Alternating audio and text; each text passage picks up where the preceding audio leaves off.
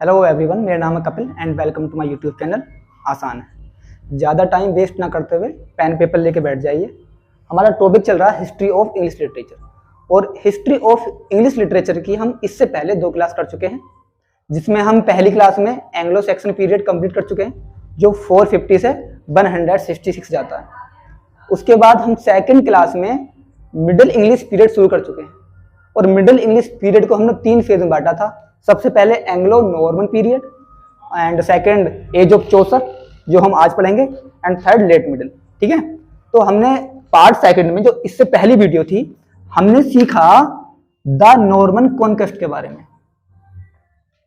The Norman conquest यानी इसका मतलब ये था कि इंग्लैंड में नॉर्मन आ चुके थे और ये नॉर्मन का आना इंग्लैंड में एक्चुअली इंग्लैंड वालों के लिए ही बेनिफिशियल था, क्योंकि इससे क्या था, इंग्लैंड में तरह तरह की चेंजिंग आई, चाहे वो पॉलिटिकल फील्ड हो, चाहे वो रिलीजियस फील्ड हो, चाहे वो लिटरेरी फील्ड हो, हर तरह से बेनिफिशियल रहा इंग्लैंड वालों के लिए ये नॉर्मन कॉन्क्वेस्ट। ठीक है जी, तो आज हम वहीं से क्लास शुरू करते हैं अपनी नेक्स्ट, जहां से हमने अपना पार्ट 2 फिनिश किया था। चलिए शुरू करते हैं आज की क्लास। Okay done. तो हम आज की क्लास में बात करते हैं एज ऑफ चौसर के बारे में।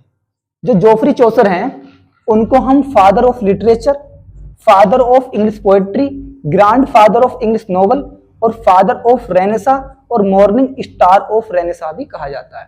अब यहाँ पे आपको एक कंफ्यूजन हो सकता है, वो नोट कर लीजिएगा। फादर ऑफ रेनेसा कौन है? Chaucer. But child of Renaissance कौन है? स्पेंसर। ध्यान दीजिएगा। मॉर्निंग स्टार ऑफ रेनेसा कौन है? Chaucer. But morning star of Reformation कौन है? वाइक्लिफ। फिर ध्यान दीजिए, फादर ऑफ रेनेसा चौसर और child of Renaissance Spencer.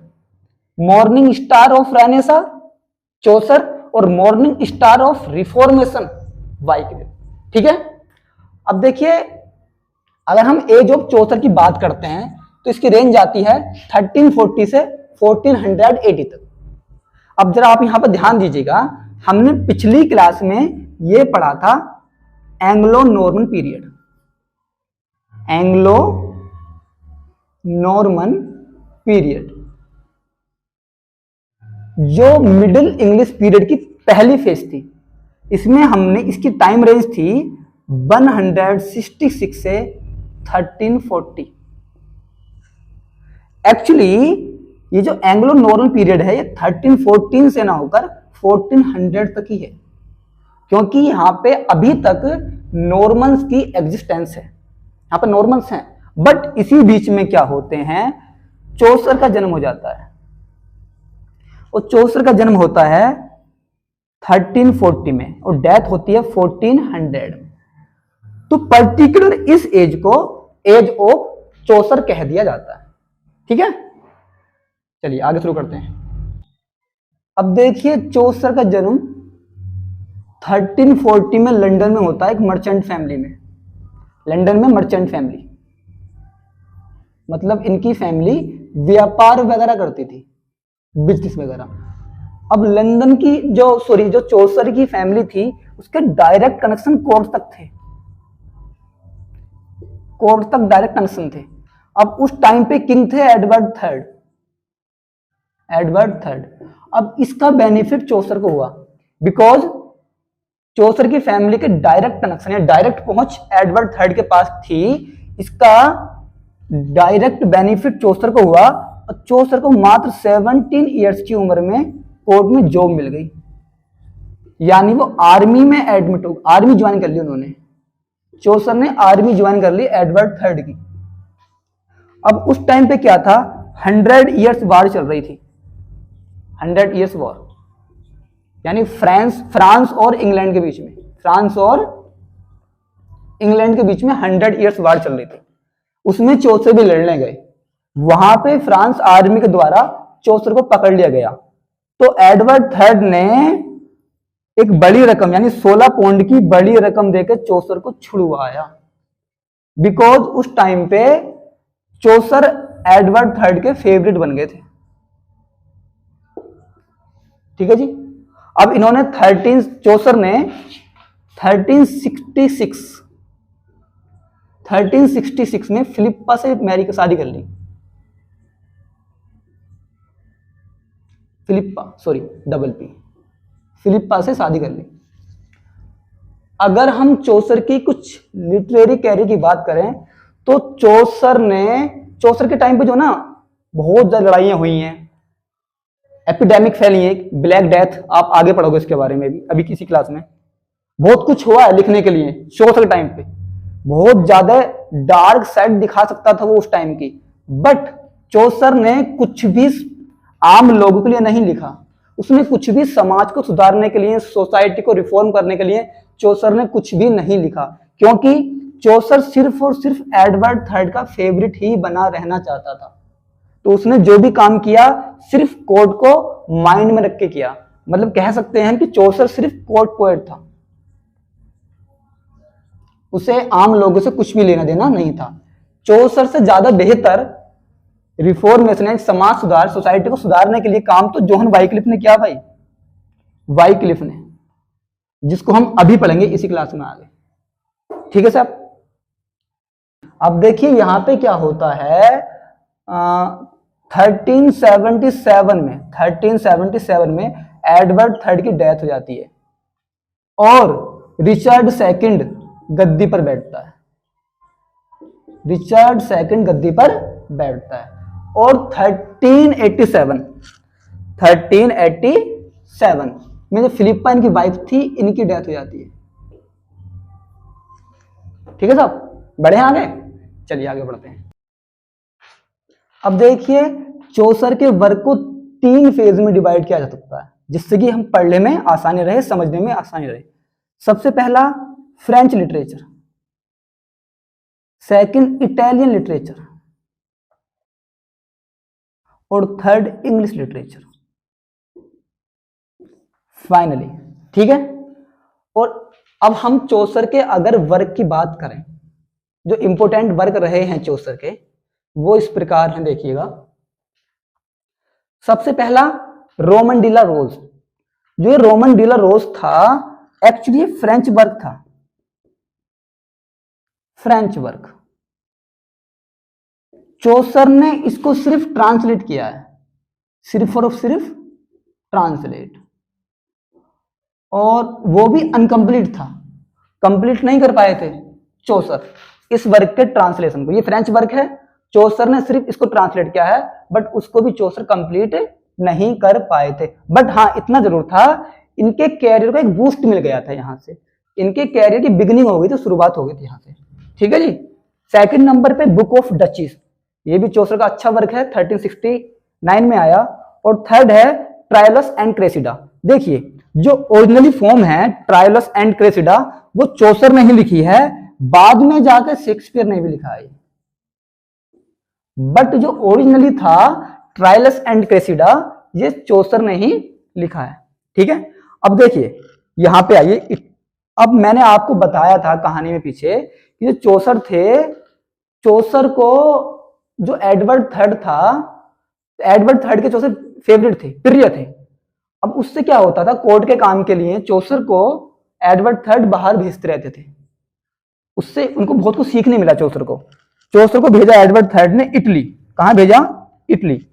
Italy में जाके ये 2 स्कॉलर से मिले, पेट्रार्क और बोकेसियो। पेट्रार्क और बोकेसियो का इनके लाइफ पर बहुत ज्यादा इफेक्ट पड़ा, बहुत इन्फ्लुएंस्ड हुए ये पेट्रार्क और बोकेसियो से। तभी इन्होंने कुछ फेमस वर्क लिखे। सबसे पहला parliament of fowls, second house of fame, और थर्ड है लेजेंड ऑफ गुड वुमेन। जो ये लेजेंड ऑफ गुड वुमेन था, इसी में चौसर ने सबसे पहले हीरोइक कपलेट का यूज किया था। हीरोइक कपलेट, या इसको हम कह सकते हैं आइएमिक पेंटामीटर। आइएमिक पेंटामीटर। अगर आपको ये टॉपिक अभी समझ नहीं आ रहा हो ये क्या है, तो ये आप लिटरेरी डिवाइस का टॉपिक है, वहां समझ जाएंगे फिलहाल। अब हाँ, यहां पे एक बात ध्यान देने वाली ये है कि जो हमने एंग्लो सैक्सन पीरियड किया था, वहां पे एलिटेटिव वर्ड्स था।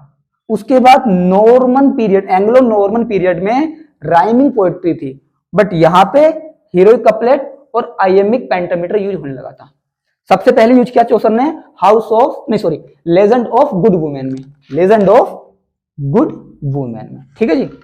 अब देखिए जिसके नाम से चौसर को जाना जाता, अगर हम चौसर की बात करते हैं तो अगर हम चौसर की बात करते हैं तो कंट्रावेरी टेल्स का नाम तो आता ही आता है। ठीक है जी। चौसर का नाम लेते ही कंट्रावेरी टेल्स हमारे माइंड में आ जाती है। क्योंकि कंट्रावेरी टेल्स है क्या, चौसर को खूब घूमने मिला एडवर्ड थर्ड के टाइम में, क्योंकि चौसर बहुत फेवरेट थे एडवर्ड थर्ड के। उसी का नतीजा है कि चौसर इतना मास्टरपीस लिख पाए द कंट्रावेरी टेल्स, वरना एक ऐसा व्यक्ति बिना घूमे इतनी नॉलेज गेन कैसे कर लेगा। घूमने से इनको बहुत अलग अलग लोगों से बात करते थे, अलग अलग लोगों से मिलते थे। ठीक है जी। तब जाकर अब इन्होंने कंट्रावेरी टेल्स में लिखा क्या था, इन्होंने पिलग्रिम लिखी थी इसमें। पिलग्रिम्स, पिलग्रिम्स होती है किसी यात्रा का वर्णन। अब इन्होंने इसमें लिखी हैं 24 स्टोरीज लिखी हैं जिसमें 29 कैरेक्टर्स हैं। ठीक है जी साहब। कंट्रावेरी टेल्स चौसर ने लिखनी शुरू की थी 1387 में, और कहा जाता है कि कंट्रावेरी टेल्स लिखते हुए ही चौसर की डेथ हो गई थी 1400 में। और चौसर एक पहले ऐसे पोएट हैं जिनको वेस्टमिनिस्टर एबे में दफनाया गया। वेस्टमिनिस्टर एबे, उसके बाद तो बहुत पोएट दफनाए गए, बट सबसे पहले जो वेस्टमिनिस्टर एबे में दफनाया गया था वो चौसर को भी दफनाया गया था पोएट्स कॉर्नर में। ठीक है साहब। अब देखिए चौसर को अपने टाइम पे बहुत कुछ देखने के लिए मिला। चौसर अगर चाहते तो उनके बारे में लिख सकते थे, लड़ाइयां मिली, एपिडेमिक्स मिली, बट चौसर ने उनके बारे में लिखना बिल्कुल भी जरूरी नहीं समझा। वो सिर्फ कोर्ट को ही खुश करना चाहते थे। चौसर के टाइम पे जो वो चौसर के जन्म से पहले ही, चौसर के टाइम पे नहीं, 100 ईयर्स वार, ये तो मैंने आपको एंग्लो नॉर्मन पीरियड में ही शुरू हो गई थी, मैंने बताया था आपको। यहां थोड़ा डिटेल से पढ़ते हैं इसको। मतलब एंग्लो नॉर्मन पीरियड में ही 100 ईयर्स वार शुरू हो गई थी। एक्चुअली ये 100 ईयर्स से भी ज्यादा चली थी। 1337 में शुरू होकर 1453 में खत्म हुई थी। ये ज्यादा ही चली थी 100 ईयर्स से, बट इसको 100 ईयर्स वार कहा जाता है। अब देखिए इंग्लैंड और फ्रांस, इंग्लैंड और फ्रांस के बीच में रुक रुक कर लड़ाइयां हो रही थी। अब ठीक है जी, इनमें से मोस्ट ऑफ द वॉर जो जीती थी वो फ्रांस जीती थी, बट हाँ इंग्लैंड ने यहां पे ये दिखा दिया था कि अगर आप हमसे भिड़ोगे तो अपने को प्रोटेक्ट करना हमको भी आ गया है। इतना ये यहाँ पे सीख चुके थे। तो यहाँ पे 100 ईयर्स वार हुई है, जिसमें चौसर खुद लड़ने गया था, उसको पकड़ लिया गया था, 16 पॉइंट देकर किंग ने उसको एडवर्ड थर्ड ने छुड़वाया था। तो ये तो एडवर्ड थर्ड की, ये तो 100 ईयर्स वार की बात हो गई। जो सेकंड इंसिडेंट, इंपोर्टेंट इंसिडेंट है, इवेंट्स है चौसर के टाइम का, वो ब्लैक डेथ। चौसर ने ब्लैक डेथ भी देखी जो 1314 में शुरू हुई थी, मात्र एक साल में। ये एक एपिडेमिक थी, जैसे कोरोना वायरस एपिडेमिक आई थी, ऐसी ही एक प्लेग आया था, एपिडेमिक आई थी, जिसको ब्लैक डेथ के नाम से जाना गया। मात्र एक साल में ही इंग्लैंड की 1/3 पॉपुलेशन गायब कर दी थी मेरे भाई, ब्लैक डेथ ने। एक साल में ही इंग्लैंड की 1/3 पॉपुलेशन गायब कर दी थी। सब कुछ सीधा मामला। ठीक है। 100 ईयर्स वार में बहुत लोग मारे गए थे, ब्लैक डेथ में बताया आपको 1/3 पॉपुलेशन गायब। इसी का रिजल्ट था। अब देखिए पैसों की कमी आने लगी, इनमें बहुत पैसा खर्च हुआ 100 ईयर्स वार में, ब्लैक डेथ में एपिडेमिक आ गई, फाइनेंशियल क्राइसिस आने लगे। अब होता क्या है, अब अपना कंट्री तो रन करना ही है और अपना कोर्ट भी चलाना ही है। तो हुआ क्या, जो आम लोग थे, जो किसान थे, मजदूर थे, उन पे टैक्सेस बढ़ गए, टैक्सेस बढ़ा दिए बेमिसाल, बहुत ज्यादा टैक्सेस बढ़ा दिए।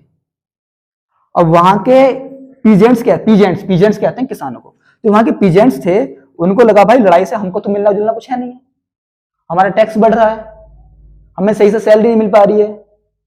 तो उन्होंने रिवोल्ट किया, विद्रोह किया।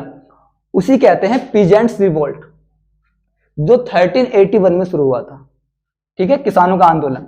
अब इसके जो लीडर थे पीजेंट्स रिवोल्ट के, ये वॉर्ड टेलर थे और जोहन बॉल थे। जो वॉर्ड टेलर थे इनकी डेथ भी हो गई थी इसी दौरान, इसलिए पीजेंट्स रिवोल्ट को टेलर रिवोल्ट भी कहा जाता है। ठीक है जी, यहां तक याद रखेंगे आप। अब देखिए जो पीजेंट रिवोल्ट था, इससे नुकसान तो हो हम लोगों को, बट ये बेनिफिशियल भी रहा लेबरर्स के लिए। अब देखिए वो कैसे, वो ऐसे 100 इयर्स वार और ब्लैक डेथ में बहुत सारे लोग मारे गए थे, जनसंख्या पॉपुलेशन बहुत ही कम हो गई थी, लोग काम करने के लिए नहीं मिल रहे थे, काम करने के लिए लोग नहीं मिल रहे थे। तो क्या हुआ, किसी भी जॉब के लिए एलिजिबिलिटी कम कर दी,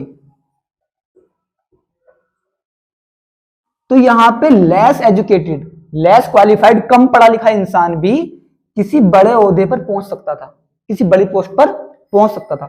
उधर लैंडलॉर्ड को वर्कर नहीं मिल रहे थे, लेबरर्स नहीं मिल रहे थे। तो जो वर्कर्स हैं, जो मजदूर तबके के लोग थे, उन्होंने भी अपनी सैलरी बढ़ा दी, उनको भी काम मिलने लगा। तो मैं ये तो नहीं कहूंगा कि लोअर क्लास बहुत अमीर बन गई, बट हाँ लोअर क्लास को बूस्ट मिला। यहाँ पे लोअर क्लास थोड़ा सा बेहतर बनी, रोटी कपड़ा मकान जो बेसिक चीजें हैं लोअर क्लासेस को मिलने लगी थी, क्योंकि उनको काम मिलने लगा था। तो ये एक पॉजिटिव, एक बेनिफिशियल साइड भी है पीजेंट्स रिवोल्ट का। ठीक है जी। अब देखिए हम बात करते हैं चौसर के कंटेम्परेरीज के बारे में। कंटेम्पररी वो होते हैं समकालीन, जो उस वक्त पे थे जिस वक्त पे चौसर था। ठीक है, तो चौसर के कंटेम्पररी में सबसे बड़ा नाम आता है जोहन वाइक्लिफ का। ये जोहन वाइक्लिफ थे, मैंने आपको पहले ही बताया कि चौसर कोर्ट पोएट थे। चौसर को सिर्फ कोर्ट को ही खुश करना था, बट जोहन वाइक्लिफ भाई किसी से डरता नहीं था बंदा। ये बंदा किसी से नहीं डरता था, ये खुले आम आवाज उठाता था। उस टाइम पे बता दूं आपको, चर्च बिल्कुल करप्ट हो गए थे, चर्च बिल्कुल करप्ट हो गए थे। अब उस जो रोमन कैथोलिक चर्च थे वो सर्वे सर्वा थे, जो वो कह दिया वो कह दिया, वो अपनी मनमानी कर रहे थे। उस टाइम पे जोहन वाइक्लिफ ऑक्सफोर्ड का स्टूडेंट थे, तो वहां पे ऑक्सफोर्ड के कुछ स्कॉलर्स थे, उन्होंने कुछ विद्रोह किया, जिसे हम कहते हैं लोलार्ड मूवमेंट। लोलार्ड मूवमेंट, जो ये लोलार्ड मूवमेंट था, ये चर्च के खिलाफ आवाज उठाई गई थी, जिसके लीडर जोहन वाइक्लिफ भी थे। ठीक है जी। अब जोहन वाइक्लिफ को यूनिवर्सिटी से निकाल दिया था इसी के दौरान। ठीक है, अब जोहन वाइक्लिफ ने ट्रांसलेशन ऑफ बाइबल किया इनटू इंग्लिश। सबसे पहले अगर इंग्लिश में ट्रांसलेशन किया बाइबल का तो जोहन वाइक्लिफ ने किया, बट ये मैन्युस्क्रिप्ट था। मैन्युस्क्रिप्ट होता है हैंड रिटन, मैंने बता चुका हूं आपको पहली वीडियो में। अब ये उस टाइम अभी तक भी हमारे पास प्रिंटिंग प्रेस नहीं थी, बट ये जो इन्होंने ट्रांसलेशन किया था बाइबल का, ये इनकम्प्लीट था और अनऑथोराइज्ड था। ठीक है, जो दूसरा बड़ा नाम है चौसर के कंटेम्पोररी का, वो है जोहन गोवर। जोहन गोवर ने लिखा है कन्फेसियो अमेंट्स 1389 में। तो जोहन गोवर हैं, ये पहले तो चौसर के बोजम फ्रेंड थे, फास्ट फ्रेंड थे, एक घनिष्ठ मित्र थे, परंतु जेलसी और कुछ मिसअंडरस्टैंडिंग के चलते इनमें ये सबसे बड़े रिवाइवल बन गए। चौसर के सबसे बड़े रिवाइवल भी जोहन गोवर ही बन गए। ठीक है, अब जो थर्ड इंपोर्टेंट कंटेम्पररी हैं चौसर के, वो हैं विलियम लैंगलैंड। इनका बहुत ही फेमस इंपोर्टेंट वर्क है पियर्स प्लोमैन, जो 1392 में पब्लिश हुआ। अब ये जो विलियम लैंगलैंड थे, ये कॉमन लोगों के पोएट थे जी साहब, कॉमन यानी आम लोगों की आवाज उठाते थे।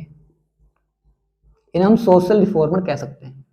तो हमको इस टाइम पे दो राइटर मिले, जोहन वाइक्लिफ और विलियम लैंगलैंड, जो आम लोगों की आवाज उठाते थे, जो सोसाइटी को रिफॉर्म करने के लिए काम करते थे।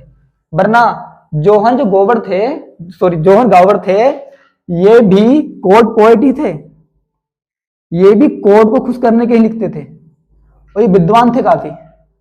अब देखिए चौसर के टाइम पे बहुत सारे राइटर्स आए, बट चौसर की शैडो इतनी बड़ी थी कि वो दब गए, क्योंकि उनके ऊपर हाथ तो एडवर्ड थर्ड का था ना, ठीक है साहब। अब देखिए यहां पे हमारा कंप्लीट होता है एज ऑफ चौसर। अब इसके बाद में मिडिल इंग्लिश पीरियड का लास्ट चल रहा है, यानी लेट मिडिल, जो थर्ड फेज है मिडिल इंग्लिश का, थर्ड फेज, लास्ट फेज पढ़ने जा रहे हैं, लेट मिडिल। इसको हम 15th सेंचुरी भी कह सकते हैं, यानी 1400 से 1500 तक। और इसी के साथ में हमारा मिडिल इंग्लिश पीरियड कंप्लीट हो जाएगा। अब देखिए जो लेट मिडिल था इसको हम बैरन पीरियड कहते हैं, बैरन एज।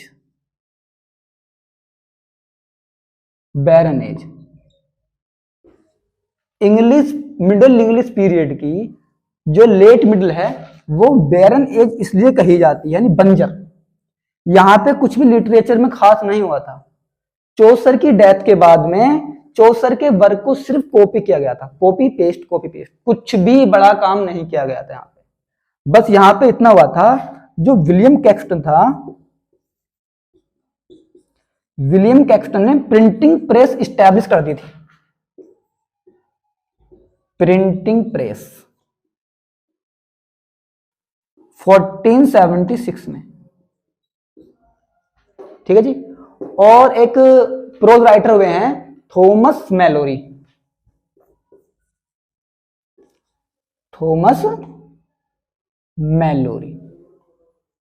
इनका एक प्रोज वर्क रहा है ले मोर डी ऑर्थर,